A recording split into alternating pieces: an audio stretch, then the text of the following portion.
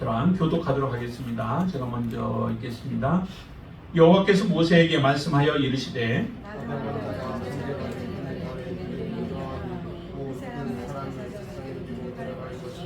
제사장은 진영에서 나가 진찰할지니 그 환자에게 있던 나병 한 부가 나았으면 제사장은 그 정결함을 받을 자를 명령하여 살아있는 정결한 새 2마리와 백향목과 홍시와 구슬주를 가져오고 제사장 또 명령하여 그 새 하나는 흐르는 물 위 질그릇 안에서 잡게 하고 다른 새는 산채로 가져다가 백향목과 홍시실과 구슬주와 함께 가져다가 흐르는 물 위에서 잡은 새 개를 찍어 나병에서 정결함을 받을 자에게 7번 뿌려 정하다 하고 그 살아있는 새는 들에 놓을지며 정결함을 받는 자는 그의 옷을 빨고 모든 털을 밀고 물로 몸을 씻을 것이다. 그리하면 정하리니 그 후에 진영에 들어올 것이나 자기 장막에 이르는 것이고 7째 날에 그는 모든 털을 밀되 머리털과 수염과 눈썹을 다 밀고 그의 옷을 빨고 몸을 물에 씻을 것이라. 그리하면 정하리라. 8째 날에 그는 흠 없는 어린 수양 2마리와 1년 된 흠 없는 어린 양 1마리 또 고운가루 10분의 3배에 기름 섞은 재물과 기름 한 록을 취할 것이요 정결하게 하는 제사장은 정결함을 받을 자와 그 물건들을 회막문 여호와 앞에 두고 어린 수양 가져다가 기름 한 록과 아울러 속건제로 드리되 여호와 앞에 흔들어 영제를 삼고 그 어린 순양은 거룩한 장소 곧 속죄제와 번제물 잡는 곳에서 잡을 것이며 속건 제물은 속죄 제물과 마찬가지로 제사장에게 돌릴지니 이는 지극히 거룩한 것이니라. 제사장은 그 속건 제물의 피를 취하여 정결함을 받을 자의 오른쪽 뒷부리와 오른쪽 엄지 손가락 오른쪽 엄지 발가락에 바를 것이요 제사장은 또 그 한 록에 기름을 취하여 자기 왼쪽 손바닥에 따르고 오른쪽 손가락으로 왼쪽 손에 기름을 찍어 그 손가락으로 그것을 여호와 앞에 7번 뿌릴 것이요 손에 남은 기름은 제사장이 정결함을 받을 자의 오른쪽 깃뿌리와 오른쪽 엄지 손가락과 오른쪽 엄지 발가락 곧 속건 제물의 피 위에 바를 것이며 아직도 그 손에 남은 기름은 제사장이 그 정결함을 받는 자의 머리에 바르고 제사장은 여호와 앞에서 그를 속죄하고 또 제사장은 속죄제를 드려 그 부정함으로 말미암아 정결함을 받을 자를 위하여 속죄하고 그 후에 번제물을 잡을 것이요 제사장은 그 번제와 속죄를 그를 위하여 속죄할 것이다. 그리하면 그가 정결하리라. 만일 그가 가난하여 그의 힘이 미치지 못하면 그는 흔들어 자기를 속죄할 속건제를 위하여 어린 순양 1마리와 속죄를 위하여 고운 가루 10분의 1 에바에 기름 섞은 것과 기름 한 록을 취하고 그의 힘이 미치는 대로 지혜나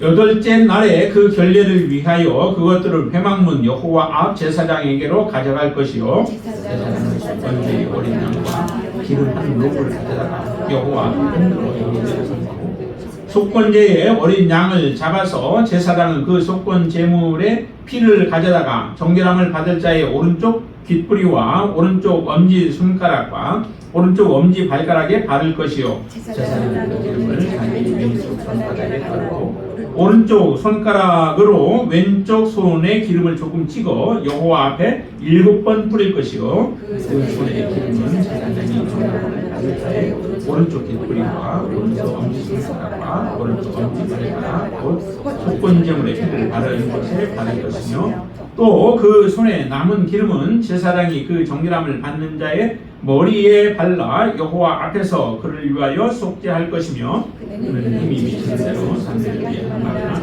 10일에 1마리를 드리되 곧 그의 힘이 미치는 대로 1마리는 속죄제로 1마리는 소제와 함께 번제로 드릴 것이요 제사장은 정결함을 받을 자를 위하여 여호와 앞에 속죄할지니 나병에서 그 정결 예시에 그의 힘이 미치지 못한 자의 죄가 여호와께서 모세와 아론에게 말씀하여 이르시되 내가 너희에게 기업으로 주는 가나안 땅에 너희가 이를 때에 너희 기업의 땅에서 어떤 집에 나병 색점을 발견하거든 그 집주인은 제사장에게 가서 말하여 알리기를 무슨 색점이 집에 생겼다 할 것이요 제사장은 그 색점을 살펴보러 가기 전에 그 집안에 있는 모든 것이 고정을 맺게 하기 위하여 그 집을 비우도록 명령한 후에 들어가서 그 집을 볼지니 그 색점을 볼 때에 그 집 벽에 푸르거나 붉은 무늬의 색점이 있어 벽보다 우묵하면 제사장은 그 집으로 나와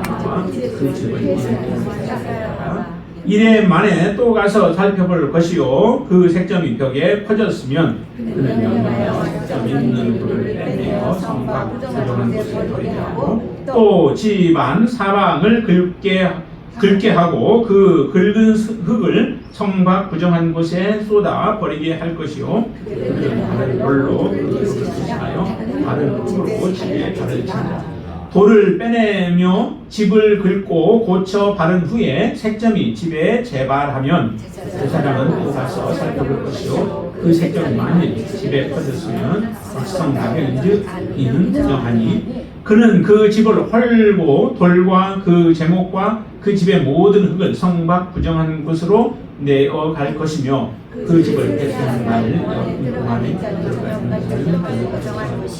그 집에서 자는 자는 그의 옷을 빨 것이요 그 집에서 먹는 자도 그의 옷을 빨 것이니라 그 집을 고쳐 바른 후에 제사장이 들어가 살펴보아서 색점이 집에 퍼지지 아니하였으면 이는 색점이 남은 것이니 제사장이 그 집을 정하고 그는 그 집을 정결하게 하기 위하여 새 2마리와 백향목과 홍색 실과 우슬초를 가져다가 그새 하나를 흐르는 물이 질그릇에서 잡고 백향목과 우슬초와 홍색 실과 살아있는 새를 가져다가 잡은 새의 피와 흐르는 물을 찍어 그 집에 7번 뿌릴 것이요 백향목과 우슬초와 홍색 실로 집을 정결하게 하고 그 살아있는 새는 성박 들에 놓아주고 그 집을 위하여 속죄할 것이라 그러면 정결하리라 봄과 의복과 가옥의 나병과 벌과 도둑과 뻘짓과 색점이 같이 있습니다. 어느 때는 부정하고 어느 때는 정함을 가르치는 것이니 나병의 규례가 이러하니라. 아멘. 자, 14장을 다 읽었는데요. 이해가 잘 되시나요? 머리에 쏙쏙 들어오시나요? 잘 읽어봐도 좀 무슨 말인지 좀 어렵죠? 그리고 지금의 우리가 또 이렇게 사실은 해야 할 일들이 아니기 때문에 또 우리가 그냥 대충 건성으로 읽는 경우도 많이 있습니다. 근데 이게 간단하게 본다면, 크게 본다면은 2가지 부분을 얘기를 하죠. 하나는 일단 나병에 걸렸다가 나은 사람이 어떻게 정결하게 되느냐. 일단 나오면 우리는 정결하다라고 생각을 하지만 하나님은 그렇게 보지 않습니다. 그래서 일단 나병에 걸렸다가 그 나병이 다 나았다 할지라도 하나님이 보시는 정결함은 다른 거예요. 그래서 그 정결하게 되어지는 과정들에 대한 부분들을 자세하게 지금 말씀하고 계시죠. 그래서 그 말씀들 보면은 이렇게 합니다. 2번에 걸쳐서 정결함을 갖게 되죠. 정결의식을 갖게 되어져요. 첫 번째는 보니까 여기 보면은 이렇게 말씀하십니다. 4절 말씀 보세요. 4절에 보시면 제사장은 그 정결함을 받을 자를 위하여서 명령하는데 무엇을 가져오게 하시냐면은 살아있는 정결한 새 2마리와 백향목과 홍색 실과 우슬초를 가져오게 하는 것이죠. 그래서 이것으로 이제 정결하게 하는 그 의식을 갖게 되어져요. 그래서 한 마리 정결한 새 중에서 여기는 특별히 비둘기나 뭐 이런 것들 아니에요. 그냥 정결한 새로 정해진 그 새 2마리를 가져오게 되어지면 그 중에 한 마리는 이제 흐르는 물에서 항아리 안에서 그걸 잡게 하십니다. 그리고 잡고 그 피를 이제 뿌리게 되어지죠. 그리고 한 마리는 또 피를 뿌린 이후에 날려보내게 되어지죠. 들러가서 날려보내게 되어지고 다른 것들로 이제 홍색실과 또 우슬초 그리고 백향목 이것으로 나병에 걸렸다가 나은 사람에게 이제 뿌리게 되어지죠. 뿌려서 정결케 하는 의식을 갖고 그 다음에 그 의식을 마친 이후에 모든 것을 옷을 다 빨아야 돼요. 8절 보면은 이렇게 말씀하시죠. 옷을 빨고 또 모든 털을 다 밀어요. 특별히 우리 형제 밀고 하는데 저렇게 다 밀고 와야 돼요. 다 밀고서 그리고 나서 진 밖에 이제 그 상태에서 정결하게 되어지면 그리고 나서 이제 들어오게 되어지죠. 들어오는데도 같이 가족들과 함께 거하지를 못해요. 이렇게 1차 정결 의식을 마치고 난 사람도 자기 장막 밖에서 이제 일주일을 또 지내야 돼요. 7일 동안을 그 상태로 지내고 나서 7일 지나고 8일째 되는 날에 다시 한번 또 모든 털들도 밀고 옷도 빨아야 됩니다. 이렇게 하고 그리고 하나님 앞에 또 제사를 드리게 되어지죠. 그 제사는 이제 속건제를 먼저 드리고 속죄제와 번제와 소제를 드리게 되어지는 이 과정들을 마쳐야만 그 사람을 정하다라고 말씀하시고 공동체 안에 들어와서 함께 살 수 있는 부분들을 지금 이렇게 정확하게 말씀하신 겁니다. 아주 세세하게 모든 것들을 말씀을 하셨죠. 이렇게 세세하게 모든 일들을 계속 말씀하시는 이유가 어디에 있을까요? 정말 이 나병이라고 하는 것은 사람의 방법으로 치료할 수 있는 방법은 사실은 없죠. 당시에, 더군다나 당시에는 더더욱 그렇습니다. 하나님의 특별한 은총이 아니면 비록 이 사람이 선민으로 하나님 앞에 택함을 받은 민족의 백성이라 할지라도 나병에 걸리면 그 사람이 치유받을 수 있는 방법은 없습니다. 특별히 하나님께서 낫게 해주지 아니하시면 나을 수가 없는 것이죠. 그러니까 하나님의 은혜만 기다리는 거예요. 매일매일 하루하루 점점 더 주고 가다가 결국에는 하나님의 은총이 없으면 죽게 되어질 그런 사람이에요.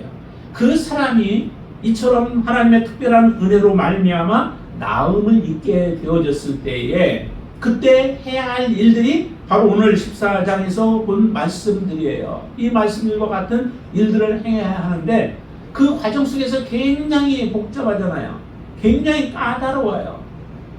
나았으면 끝나면 좋은데 나았는데도 하나님은 정결하다 하지 아니하시고 그 정결 예식들을 2번에 걸쳐서 하게 되죠. 그것도 하루 이틀이 아니라 지금 보니까 일주일 또 8일이나 더 기다려서 그 일들을 행해야만 해요.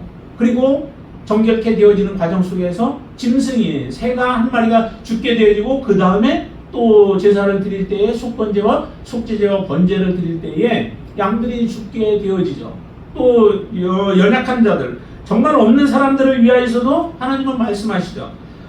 첫 번째는 그냥 모든 사람들에게 정해진 것은 정결한 새 2마리 그것을 가져와야 되고 그 다음에 양 1마리, 그 순양 1마리를 가져오는 것은 가난한 자나 부한 자나 모든 사람들이 동일하게 다 가져와야 돼요.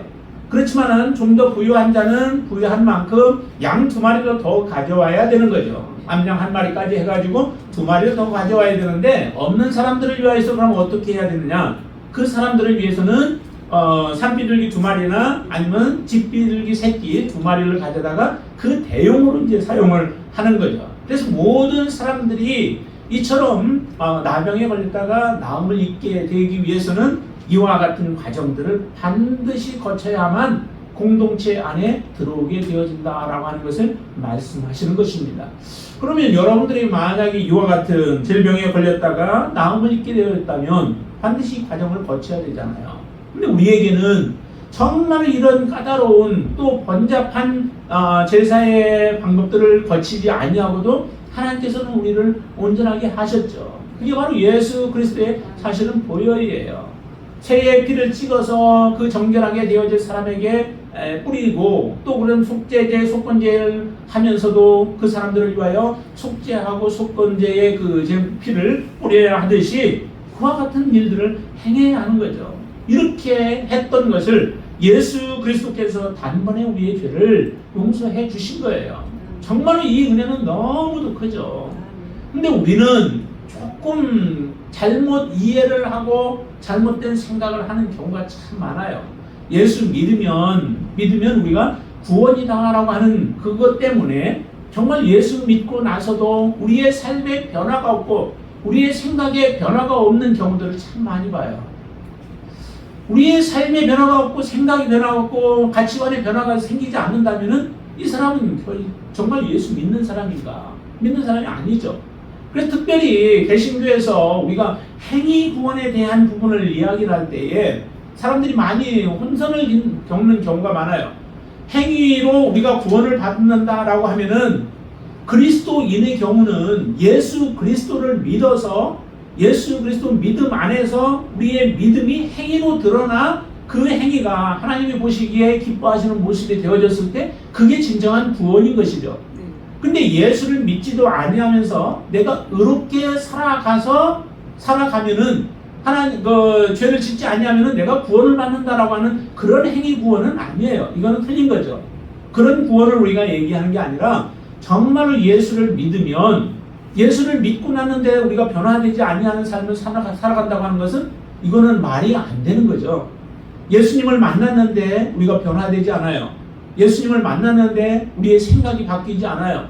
예수님을 만났는데 우리의 가치관이 바뀌지 않아요. 예전의 모습과 똑같이 세상을 사랑하고 세상 안에 거하고 세상 안에 죄들을 보면서 동일하게 그것을 지으면서 우리가 살아간다라고 하는 것은 그거는 예수를 만나지 못한 것입니다.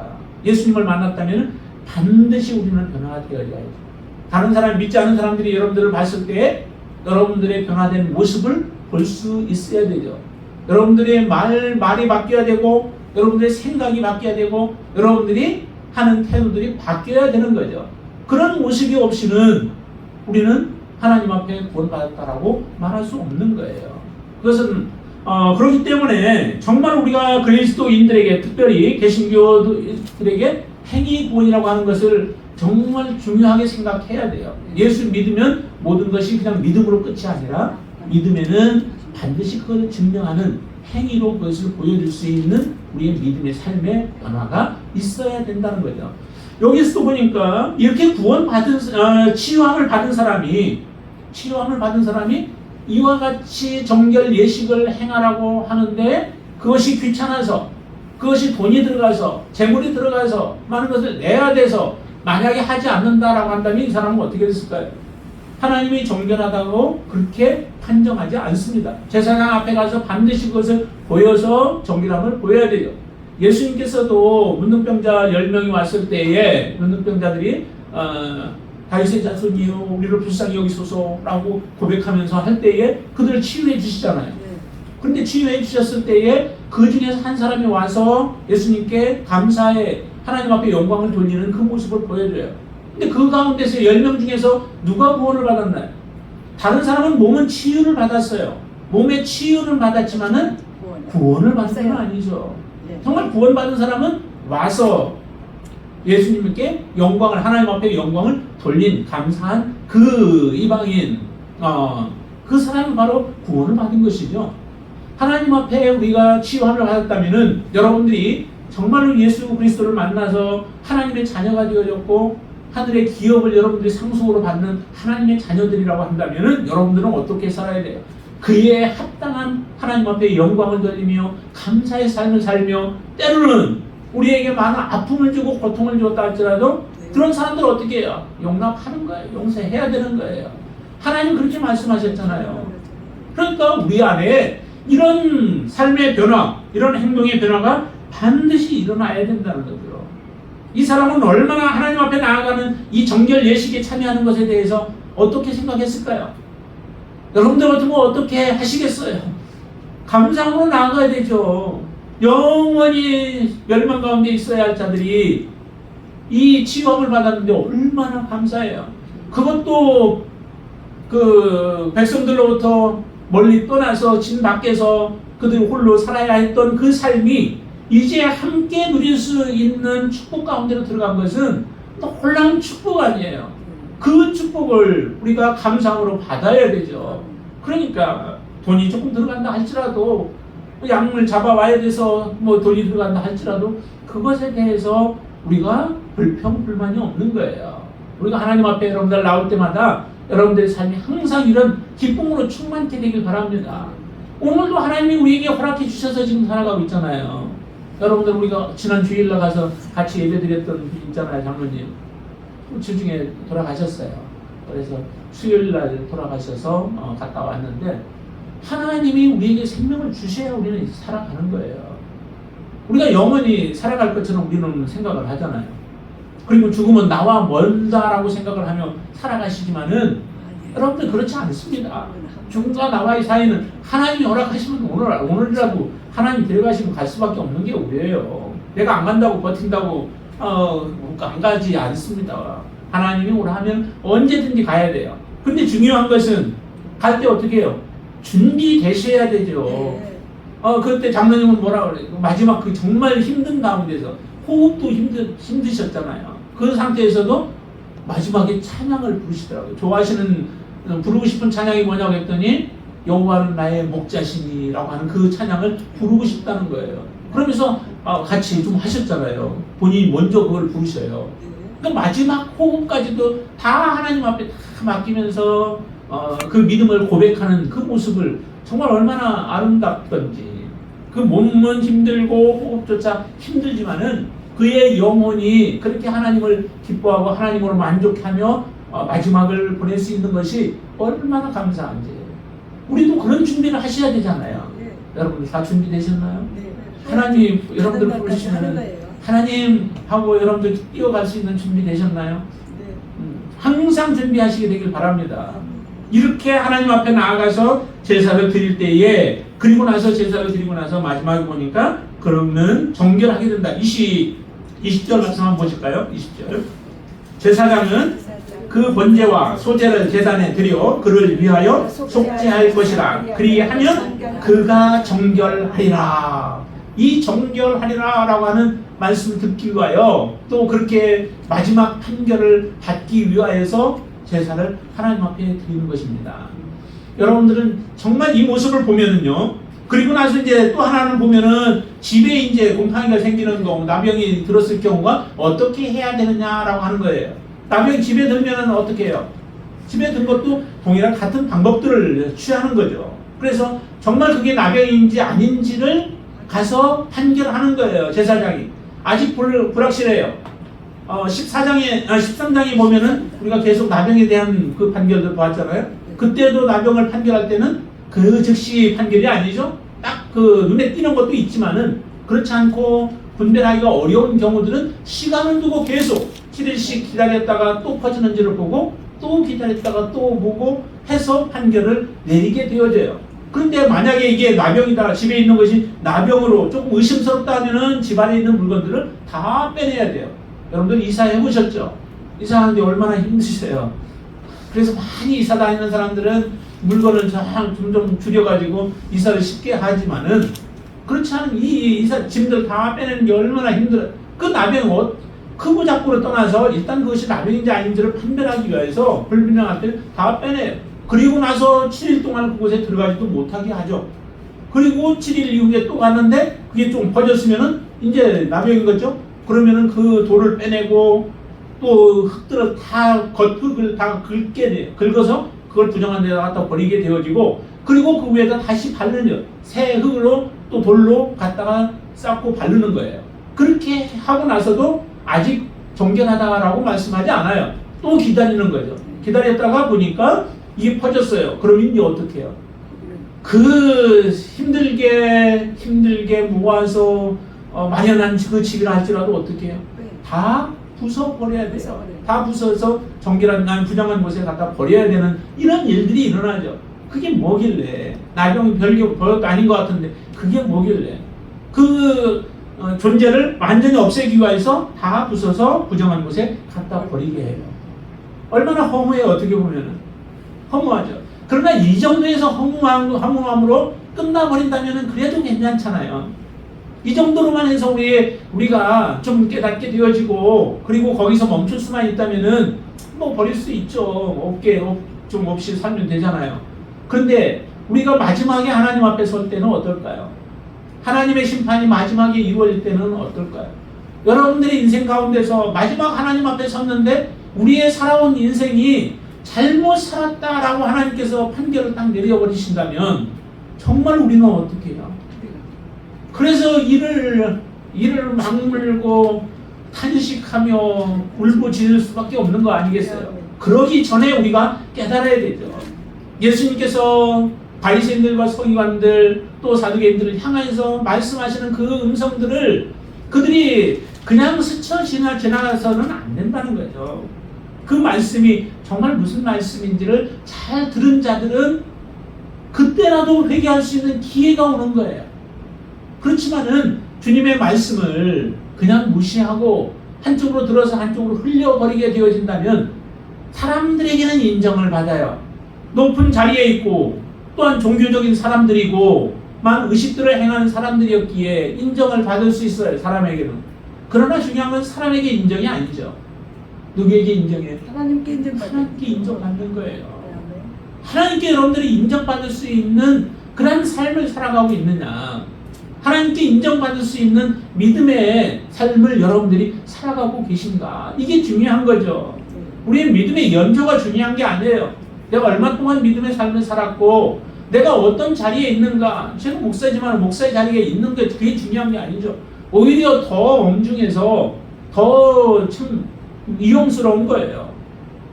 그런데 우리가 믿음의 삶을 주님을 믿었다라고 우리가 하고 살아가는데 우리의 삶이 하나님이 인정할 수 없는 삶이었다면은 그때는 후회해도 소용이 없는 거잖아요. 지금 우리가 빨리 하나님의 말씀에 우리의 자신을 비추어서 말씀의 거울로 우리의 잘못된 부분들을 본다면은 빨리 회개하고 돌이킬 수 있는데, 그래서 고쳐서 나음을 입을 수 있는데, 그렇지 않다면은 우리는 모르고 있다가 결국에는 하나님 앞에 심판을 받을 수밖에 없는 존재가 되지 않겠어요? 이렇게 자세하게 말씀하시는 이유 중에 하나도 정말 나병이라고 하는 것은 공동체 안에 있어서는 안 된다라고 하는 것을 가르쳐 주시는 것 아니겠어요? 이것이 얼마나 무서운 것인가. 지난 시간에 우리가 한번 말씀을 드렸었죠. 나병과 죄와는 거의 상관관계가 있다라고 하는 것. 그래서 나병과 같은 우리의 삶에서의 죄의 문제들을 우리는 깊이 생각해야 된다는 거죠. 그런데 어떤 때는 죄가 무엇인지도 몰라요. 죄가 무엇인지도 몰라요. 단지 우리가 하나님 앞에 원죄를 가지고 있었다, 그 원죄가 죄사함 받았다라고 하는 것 정도로만 생각하는데 그것도 아니죠. 하나님이 우리에게 주시는 말씀들이 얼마나 많이 있어요. 정말 하나님을 사랑하면, 하나님을 우리가 제일 우선순위로 두고 살아가면 다 이길 수 있는 것들인데도 하나님이 우선순위가 아니다 보니까 우리가 하나님을 더 멀리하고 다른 것을 가까이 하는 경우들이 생겨요. 이런 모든 것들이 사실은 하나님 앞에 죄인 것이죠. 제1계명은 그만한 거 아니겠어요? 하나님을 우리는 가장 가까이 하고 그 하나님만을 섬겨야 하는데 하나님은 다른 것이 우리의 마음 자리에 차지하고 있는 거예요. 우리의 머리의 생각에 차지하고 있는 거예요. 우리의 깊은 그런 아픔 속에 그것들을 가지고 있어서 하나님의 말씀을 그냥 튕겨버리고 하나님의 말씀을 듣지 아니하고 하나님의 말씀을 무시하며 살아가고 있다면은 우리의 고질적인 습관 또 우리의 고질적인 관념 속에서 사로잡혀서 결과적으로는 하나님 앞에 범죄하고 살아가고 있는 우리의 모습들을 그대로 우리에게 말씀하고 있는 것이죠. 그 죄가 얼마나 무서운 것인가. 그거는 나병과도 같은 것이다 라고 하는 거예요. 그 죄에 걸려 우리가 넘어지게 되어진다면 정말로 우리가 회복하기가 쉽지 않습니다. 하나님 앞에 우리가 말씀을 통해서 다시 한번 자리에 나올 때마다, 하나님 앞에 예배의 자리로 나올 때마다 하나님 혹시라도 내가 하나님 앞에 알지 못하고 짓는 죄들이 무엇인가를 가르쳐 주셔서 그것을 버릴 수 있게 해달라고 여러분들이 간절히 하나님 앞에 기도하면서 또 나올 수 있게 되길 바랍니다. 습관적으로 살아가는 것이 그게 옳은 게 아니라는 거죠. 내 내면의 소리를 듣는 것이 그게 중요한 게 아니라 하나님의 음성이 무엇인지, 예수님께서 무엇인지, 하나님이 무엇을 기뻐하시는지, 무엇을 좋아하시는지, 하나님 우리에게 명령한 것이 무엇인지, 어떻게 살라고 하셨는지 우리에게 그 말씀들을 귀 기울여 들을 수 있게 되길 바랍니다. 그럴 때에 우리는 하나님 앞에 나아갈 수 있는 거예요. 죄와 그 끈질긴 죄와 우리는 끊어버릴 수 있는 거죠. 죄는 정말로 여러분들을 끈질기게 붙잡아요. 마지막까지 여러분들을 무너뜨리려고 여러분들에게 다가올 거예요. 여러분들을 유혹할 거예요. 어떻게 해서든지 여러분들이 하나님에게서 떨어져서 자기들과 함께 영원히 지옥으로 가도록 하기 위하여 붙잡을 거예요. 그러나 그럴 때마다 하나님의 음성을 여러분들이 들을 수 있게 되길 바랍니다. 하나님의 음성을 못 들으면 여러분들의 귀에는 세상의 소리가 들려올 수밖에 없을 거예요. 하나님의 하나님이 아담에게 말씀을 주셨고 아담은 그 말씀을 하와에게 주었겠죠. 그런데 하와는 하나님의 말씀보다 사단의 음성을 들음으로 인하여서 결국 하나님 앞에 범죄하게 되어져요. 우리가 하나님에 가까이 하지 않냐면은 여러분들은 나는 세상 가까이 하지 않는다라고 해도 하나님을 가까이 하면 여러분들은 세상을 가까이 하고 있는 것을 우리에게 말씀해 주고 있습니다. 그러기에 하나님을 가까이 할 수 있게 되길 바랍니다. 말씀을 가까이 하시게 되길 바랍니다. 찬양을 여러분들 가까이 하시게 되길 바랍니다. 집에 있을 때 찬양하세요. 또 하나님의 말씀 보세요. 하나님의 말씀을 들으세요. 그런 가운데서 그 말씀들이 여러분들의 마음을 콕콕 찌를 때에 그것이 아파요. 그것이 고통스러워요. 그럴 때 하나님 앞에 고백하고 그것을 버릴 수 있게 되길 바랍니다. 그러면 여러분들은 이 나병과 같은 죄에서 정결케 되어지고 깨끗하다라고 말씀하시고 그로 인하여서 여러분들은 이제 그 하나님의 공동체 안에서 함께 교제하며 함께 하나님의 주신 소망을 바라보며 하나님의 기업을 얻는 자로서 살아가게 되어질 줄로 믿습니다. 이런 삶을 살라고 오늘 이 말씀을 우리에게 주신 줄로 믿습니다. 말씀처럼 모든 죄로부터 정결케 되어져서 깨끗하고 하나님 말씀하시고 그렇게 선언하는 저와 여러분들 되시기를 주님의 이름으로 축원을 드립니다. 기도하겠습니다. 할렐루야. 좋으신 아버지 하나님 감사합니다. 우리가 얼마나 더러운 자였는지 하나님 우리 자신을 알지 못하면 하나님 앞에 제대로 나아갈 수 없습니다. 내가 얼마나 부정한 자였는지 나는 입술을 가리고 부정하다 외쳐야 되고 나는 망하였도다 하나님 앞에 외쳐야 되고 나는 영원히 하나님의 심판 가운데 놓였다라고 우리의 가슴을 치며 하나님 앞에 통곡해야 할 자들이었습니다.